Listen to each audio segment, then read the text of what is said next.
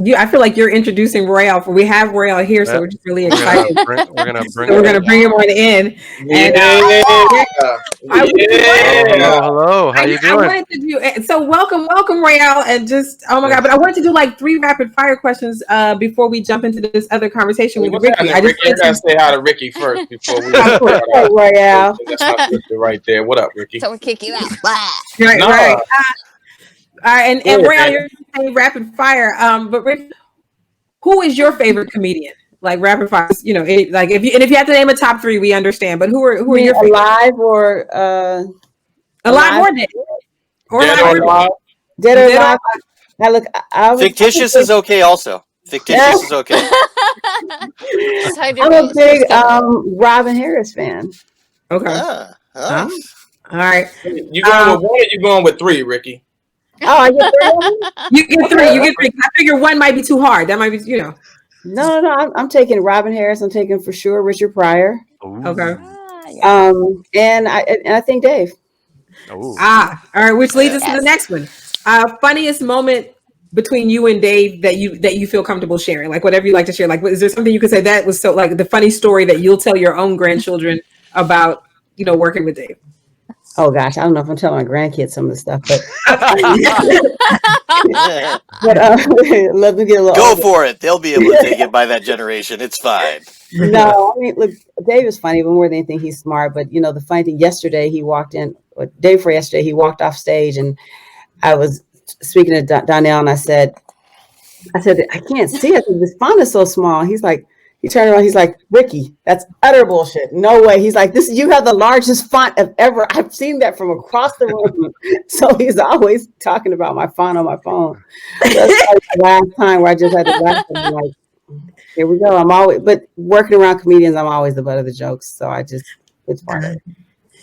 And is there anybody that you've worked with everybody in, in all these great capacities? Is there anybody that you fangirl out to? Is there somebody that you're like, I'm just a fan of that person? Let's see. Other than Steven and Dan, Yeah. We on fire, man. Whack this side. Because I feel like, when I meet people or get to work with them, sometimes it's just the veil is pulled back and I'm like, darn it. Yeah. Oh no, you're a flat earther. Shit. I'm done.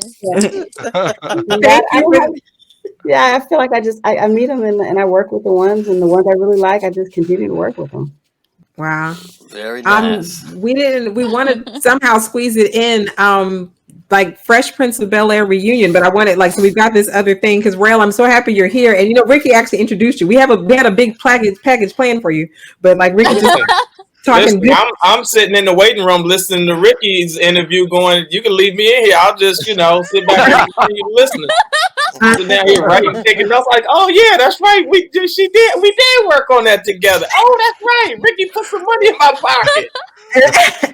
Yeah, I always call Royale. I call. I keep chasing Rikki because I know if I want Rikki, I'm gonna make some money. Booked busy these days. I called him. I was like, "Yo, I got this Michelle Obama show. What's up, Royale?" He's like, "Nah, I can't fool with you, Rikki. I got too much work." I was like, "Oh, no problem." All right, so tell us that. So that's the last. This is it. So before we talk about Zoom for comedians and brand building, when you got the call for Fresh Prince, like were you excited or just like, this is another good gig? Like, what were your thoughts? No, I mean, I was excited. I'd known the guys over at Westbrook for a while. We had been trying to figure out what project we were going to do. So it was great that, that this was the one that came along. And I take a lot of responsibility. Look, I was a fan of the show more than anything, but a show that still take the test of time at 30 years later. I mean, there's something really special to that. And I take, a lot of care. And, Will and I had some real conversations about how to approach it and, what was important. And, all of those things I don't take lightly. So, and I've had a great time with it. It's one of my favorite shows. Wow. I have a very important question. Okay. This one has been bugging me and the Shade Room. Okay. Like I've been looking at the Shade Room comments. How did you get the original Ann Bibb back? How? You got to watch the show. Not giving up anything. I love it. I love it. Like, because the world is talking about that part. Yeah, it's good. And it took some producing. It took some producing, but it's what we do. That's the magic in the lemonade. That's Yeah. Right. magic. Oh, you said it. I'm sorry. Oh no, wait, yeah, you said lemonade. Okay, every You time you said say lemonade. magic lemonade, we got to take a drink. Okay. You said it too. Right. Like drinking Oh lemonade. man, my hate bladder, you my all. bladder gonna burst. I'm gonna run out of beer. My Dang it. magic lemonade is water. So Yeah, it's better than Donald Trump's magic lemonade. I tell you that. Much- So much- Oh, we're not going there. We're not going there. that's all I said. I didn't show the tape. so I have it. for all of us who are in comedy, whether some of the four of us as a panel, like you guys are obviously producing here and we're all trying to grow to here, but what is the advice you have for, any of us, and I say us like wide, because there's so many people that are watching on YouTube, on Periscope, on Facebook Live, what do you say to comedians who are like, we want to grow in the age of COVID when it's all Zoom shows? And anybody can start. I mean, I would just say have a clear point of view and your authentic voice and be who you are. Don't try to be someone else. Please don't come to someone else's routine or someone else's cadence, or like just stand out by being yourself. Because that's for me, that's what works. Like when I see you, someone, and I see you doing Eddie Murphy jokes, Eddie Murphy routine, like I'm over it. I'm over it. I'm gonna have to throw away my props that I got from Carrot Top. Shit. I'm laughing because I have seen this. Like I've seen people do like acts from Delirious, and I'm like, do you really think we won't catch that? I know I'm not as old, but still, like, did you not think that this isn't a classic that we won't catch this? Like, what's wrong with you? I changed 2 words. I changed 2 words. It happens all the time. And, another thing is, we cast between Royale and I, we travel the country, especially before COVID, and you cast for a lot of shows. So you see everyone's routine from the really small clubs to some of the bigger clubs. And so we see when we're like, yep, that's so-and-so's routine. Yep, that's it. Like we know it. And they think they can get away with it in the back alley of Diane Corder's room or something in Chicago. And it's like, we still know what it is. Wow. Yeah. Royale, what about you? Like Royale, and we're going to talk about it more, but like Royale, you started doing the mixtape comedy show, but you had this amazing career before that, just as a stand-up yourself, actor, pilot on TV work. What is your advice to, comics coming up, and particularly in COVID, and how to prepare for, continuing to launch once out of COVID? I would strongly suggest 2 things. I think the first part of your question, I think, was framed from the production side, and I kind of default to what Rikki was suggesting earlier, which was be of service, right? I think one of the things that I kind of focus on is finding a space where something is missing. It's always try to fill a gap. It's like I look at productions and at all of these kind of larger comedy opportunities and ask the question, what's missing and what can I provide? And the thing that I think I do very well is use my relationships to help fill, to help like kind of as a part of the mixture of the stuff that I put together is like, who are the people that I can get on the phone fastest that can help me put this together so I can move it across the finish line. And the second thing, just in terms of, because again, I kind of, swing between the producing of comedy and performing still. As a performer, again, I go back to what Rikki has suggested, like find your authentic voice, right? Because at the end of the day, the thing that's going to help you sell who you are fastest is identifying what your thing is and tapping into your authentic voice and how you respond to these things, as opposed to, again, how Eddie Murphy or how seeing yourself through the eyes of another comic is never going to help you grow as an artist. Yeah, I feel that, Gilbert Godfrey and Bobcat Goldthwait and, I forget his name. Was it Jaleel White who did Urkel? They were all probably not using their most authentic voice, but it was definitely theirs, and it was funny as hell. Yeah, a lot of those guys did character work that, you know what I mean? There's so many different approaches and so many different styles. Like it's almost like martial arts in a way because again, there's just been styles of comedy and Dave's a storyteller. You have Jay Farrell who's an impressionist. So many different ways to get into this thing. And so the only way that you're going to find out what you are is by reps, getting on stage, bombing, which is, I think is always the healthiest. No, I really mean that. It's like, it's true. just finding the value in not doing well. I remember I used to watch Damon Wayans is easily hands down one of my favorite comics, and the thing that I used to watch Damon do was just walk into the improv on a Sunday. He would start on Sundays, and it was just words and gibberish and thoughts from his head. He was work his way through Monday, Tuesday, Wednesday, and by Thursday, Friday, he would actually have like formulated sets that made sense and had come together. You just, again, as a comic sitting in the back of the room, it helped me a lot to go, you don't have to start off with the whole thing figured out. Nobody, there's very few comics that are that good. Right? Yeah, I mean, it does remind me of something that I tell my kids. Don't be afraid to fail, because if you're really trying, you're going to fail a lot, but when you win, it's awesome. Okay, I am going to ask now because I was criticized for this by an acting teacher that I had. Do you think character work is still blooming, or do you think it's something that's completely dead and we have to be completely authentic in order to sell ourselves as stand-up comedians? How do you both feel in reference to that? I think there are still, some character work. I just personally don't necessarily gravitate to it all the time. But that's not to say that it's not, that people aren't successful with it. And I think, like Royale says, comedy comes in so many different forms. You have physical comics, people just have their different strides. And I think even if you're doing character work, like it should just be you. It should just be something that you're committed to. Right. That's actually, I feel we were talking about Zach Galifianakis earlier. He's pretty much a character actor. And when he does Between Two Ferns, that's not maybe the way he is all the time. It's an act, but it's uniquely his. There's no one else that does exactly what he's doing. The same with I was trying to think of it, but I forgot it now.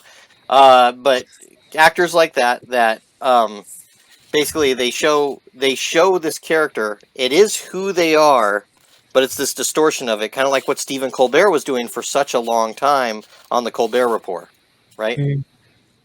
Yeah, listen, I think that any consideration for what anybody else's think outside of what you feel you can authentically bring to your career, right, to me doesn't hold a lot of weight. You have to ask yourself, what is it that you're excited about waking up to every morning and practicing and working on that you're going to work on being able to present to those people that are going to hire you, and feel good about doing it, whether it works immediately or not, right? Because again, just as it relates to stand-up itself, right? I don't care about bomb on Thursday night. I'm still going to wake up Friday morning and go, look, I got to get right back to this thing and figure out, right, the value of what wasn't working the night before.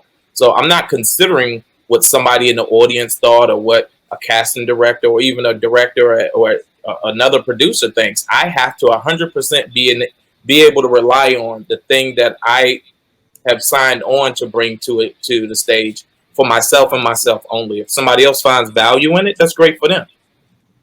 I just want to say what's a really a great example of an authentic voice. If you have ever watched Royale and April on After I Do, like, I tell you, like, I actually thought you was going to say somebody that, like Corey Holcomb or, you know what I mean? Like, wait a minute. I was leaning in to go, who is Ricky about to say?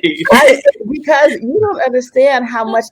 So I love Royale and April, and it is authentically them. I've been around them for years, and our kids gone to college together and all this stuff. But between those two, and then Gerald Hatton and his wife, like when you see just couples and you're like they've been together for years, and this is just what it is, and you're getting a sneak peek into it. Like, to me, that's authenticity right there. Yeah, I but love that's that. I think that the luxury that we have is that it's not attached to any desire to sell anything, or you know what I mean. It's like we're just sharing like our journey because it's fun for us to share it, and so when we turn the camera on, it's not scripted or anything. It's just an extension of the relationship that is happening before the camera turns on. So I Okay, appreciate to that, Ricky, but clarify, it's chaos as well. just It's a lot of just to clarify for our viewers, you are a real couple, right? as far as the kids are Yes, real. You're like, yes, I yes. think they're my Okay, kids. you're a Yeah, real couple. couple. It's not scripted. Not at all. They're Yeah, like definitely okay. they're hilarious. You They're can't script hilarious. the shit that I You go can't. through. That's them all the time. I was about to The say they ladies with are. hand job. Oh my Make god. the bed now. So we Uh, have No, actually plenty. Oh, sorry. no, I was just gonna say it's a very real, authentic relationship and marriage and journey, which I like to mostly. Um, it really is a journey of not just myself and my wife, but my children and friends, and it's more than just us, the two of us. It really is a mix of a lot of people that inspire us, that influence us, that have supported us. Because again, the camera is just a device, right? And it's secondary to our authentic desire to kind of move forward and grow into something that ultimately we don't know where the ending is going to be. And that's the thing that's kind of exciting. We don't know what the end is yet. Yeah. Quick question: And where can people like? Because I mean, I know I catch it, and then I also just kind of watch April on Instagram. Like I'm just like wherever you guys are showing up, I just try to plug in. If somebody like that's watching wanted to check out After I Do, where do they go to kind of plug into you guys? So if they go to our Facebook page, it's probably our Facebook and our YouTube, and everything is under After I Do or After I Do TV. But if they just do a Google search of After I Do, it'll populate some kind of way, and just enjoy the chaos is all I can say. The Diary of a Husband posts on Twitter are hilarious. Diary of a Husband. Oh, my Diary of Husband stuff is. Those are Can my people see that? favorite. I didn't know people could see that. I thought I was. On Twitter. yeah, just writing it into the Dear ether there. diary. Oh, I I just, thought that was I private. just started putting those up on Twitter. They're mostly on the catalog is on Facebook. Okay. So the real stuff is on Facebook. And somebody recently suggested that I start putting them up on Twitter. The challenge is the characters on Twitter, they don't allow but so many characters. So Yeah, well, that kind of helps. Like those Facebook posts that say use 3 Trump words learned the to hard describe way. this picture. It's actually a fun exercise. There's something I definitely have to ask because we actually have a lot of comedians and artists in the audience right now, and I think a lot of them struggle like we have. How would someone new to this promote themselves in a way that maybe just the average person can promote themselves without, we don't have a lot of Capital? we don't. Capital's a word for it, or we don't have the clout yet. Yes. Do you know of any tips to get people to get themselves known and get out there? Be funny. You gotta have that. But you could do that alone in a room and no one will hear you. So what is there any promotion tips that you could give to any of the artists in the audience today?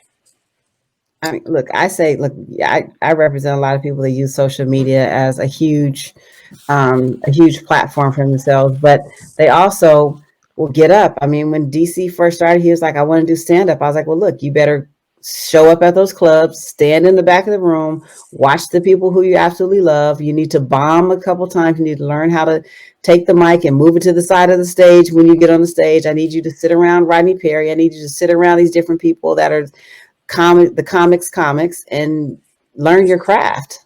And Rikki, Wow. I hate to interrupt, but I have to ask because you mentioned it before. So you mentioned Vine, but is that it? Is TikTok and building a platform the newest thing for you to get for people to notice you? Is that it? Social media, Instagram, having a lot of followers, having a lot of views, is that the new way to get recognized now? It is. I can't even lie. I mean, look, I'm a purist, a comedy purist, so I still like to see people live on stage. Right now, it's you don't have a lot of people live on stage because of COVID, but you do have people with those devices in their hand every day, all day, and it's a platform. It's a way of promotion. If only I could see it without all the political posts at the same time. Yeah, but you know what? Again, I think Get out! to Ricky's point, the real currency in comedy marketing comes from being funny. Because if you're on stage and being funny, guess what? All of the work that you can't do is going to be done by other people who want to share what you're doing, right? If you think about somebody like Spice Adams or even DC Young Fly or there's a couple other influencers that are in the stand-up space. Desi Banks is somebody that comes to mind, right? There's so many people that sharing those influence and those comics posts. They don't have to Country Wayne. They don't. Those people are naturally sharing their post for them. They don't have to spend money or stay up late at night. If you put out something that's funny, other people will go to work on your behalf because they believe in what you're doing. It's really crazy because as a stand-up comedian, your biggest fear is posting stuff online and being feared of any type of plagiarism and having another comic steal your content. But now I feel like you have to take that risk. You have to take that risk in order for you to get recognized. It's a scary type of thing, but do you feel like it's worth the risk? Posting your stuff online in order for you to get. If your attention is on somebody plagiarizing your material, then you're not creating enough material. You're focusing on the wrong space. It's like, what do you? I'm not saying this about you specifically. I'm just saying in general. That's a great. Being honest, it's like, and the second thing is, if you're writing material that is so not close to who you are, that somebody, I'm one of 14 children, right? How many comics can go on stage and do a bit about one of 14 children, right? Outside of a Wayans, maybe, but there's not a lot of people that can go on stage and authentically say, I grew up with 14. That'll be a lie. So I have to write stuff that is so specific to my life that nobody else can do it. Yep. I mean, there could be some people in Utah that grew up with 14 children. That's powerful. So we want to do a couple of things. We want to honor the time, but we want to kind of go over that list of kind of tips. I think that, we're talking about the artists want to know. So number one, be funny. Like, I think to anybody who's watching, we just want to reiterate that to the four of us who are, who are doing it, hitting these Zoom stages. Be funny. Note to self: start being funny. Okay. Yeah, note to self: be funny. You know what, Dana? Before you move on, can I adjust that just a little bit? Like, there are a lot of people that are making money in entertainment and stand-up, to me, that aren't necessarily funny. Yeah. But the thing that they've tapped into is their authentic voice. Yep. And I've watched a lot of people on stage that go, this isn't funny, but they've captured something that's interesting to people that's authentically their own. So, yes, I get the be funny part because it's comedy, but I think that start off finding your authentic voice, because if you build on the foundation of something that's authentically yours, when you get to funny, then nobody else will be able to duplicate what you do. Yes. Okay. Yes. I agree with that 100%. Well, the other thing about, I know you mentioned about, being fearful of stealing material. I've seen some comments here like, man, they stole my joke. And then they have other people like, I rep Carlos Miller. Carlos could do 3 hours and never repeat a joke. Wow. Easily. And can go up and do it a night after night and still never do the same joke. That's amazing. And so, it's build your catalog, like observe the world around you. Like, Wow.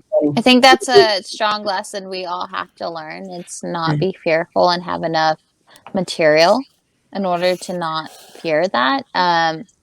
It's That's a lot of crazy pressure to though. get out more. Yes, it's like we have to make sure that we have so much material. But that's the I think the this is thing. a big wake up call. Because remember what Leslie said. If other people, what was the? She has a really one of our teachers. Me and Stacy has a very brutal saying. Do you remember what it is? I suck at saying it. So. I'm she's- the worst person to go No, oh, ahead and okay. respond that well, because You guys I are have you guys are the vodka. worst Well, students in the world. Neither one of you is paying Yes, I attention to am. remember what somebody was teaching you. That's hilarious. Well, but I think there for everybody, and I'm here to punctuate. I think there's just something very powerful that you just said, Royale, that if you're worried about somebody stealing your jokes, then you're really worried about I believe you said just really the wrong thing. Well, your attention is in the wrong place. You're right. Okay. Create art. Stay focused on creating art. Like you can't drive your art forward if you're constantly looking in the rearview mirror. Whew. Very powerful. Create art, put it Yeah, in the universe, definitely. and how it gets used is not up to you. I think I remember what she said. It was something along the lines of somebody else can perform. Now, how can you something along the lines? Either you remember or you Oh, okay. what the fuck is going on? To paraphrase, you have to something along the lines of. Okay. Why are you putting me on the spot? No. She said if someone else can perform your material, it's not your material. Okay, Yeah. you stumbled into the right version of the shit. That was by accident. I stumble a lot. I'm sorry. All right, you guys, we want to just be honor the time. Rikki, like you have been with us. I know what time it is where you are. We are so grateful. Like if you want to hang on, we're going to ask Royale a few more questions and play a beautiful slideshow for him. But we want to, like, I'm so. I love how Dana says that. We're going to honor the time, but we're going to honor this. Like she bye. wanted, nerd to the end. Oh, what did you say, Rikki? I said I've been kicked out of better places. You're not kicked out. You're not kicked out. No. If you want to stay, you can stay. Yes, please. We want to keep I want you to say it one more time. Say it one more time, though, please. Look, Magic Lemonade Oh, thank you. is going to leave the building. This is It's what like I an always tell awkward my Tinder comics. date. I always say, listen, always leave with them wanting more. Know when to throw your hand up and say thank you, good night. That is exactly my Tinder date. Thank you Okay, and like good night. we're trying Royale, to be like. you have the floor. Stacey, hold on. All right. Rikki, thank you for being with us. Everybody, Thank you very much. All of your questions for Rikki. And you guys, Fresh Prince of Bel-Air, November the what, Rikki? When is the air date? We haven't given an air date yet, but it'll be on HBO Max. It'll be around Thanksgiving. I got to go watch the show now. Oh, wow. Thank you. Something to have with turkey. Light Guys. flex. I gotta go prep the show. Light Please flex. tell Dave we Always said working. hello. Light flex. I love Light it. flex. I'll talk to you later, Royale. All right, Rikki. Bye-bye. I can only do a light flex anymore.